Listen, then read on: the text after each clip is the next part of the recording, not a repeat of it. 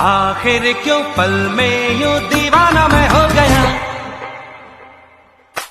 तुम्हें जो मैंने देखा, तुम्हें जो मैंने जाना, तुम्हें जो मैंने देखा।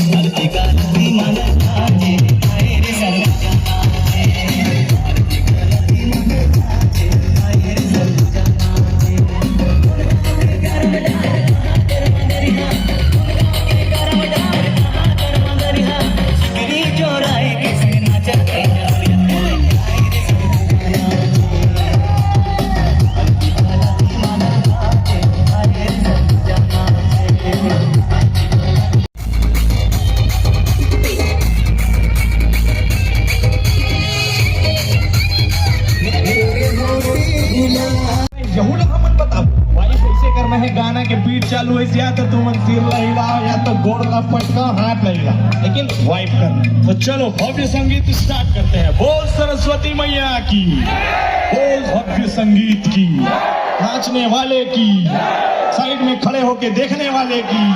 हाँ, लेकिन कोशिश ये करना है कि साइड वाले भी वाइब लो, वाइब लेना जरूरी है मेरा भाई।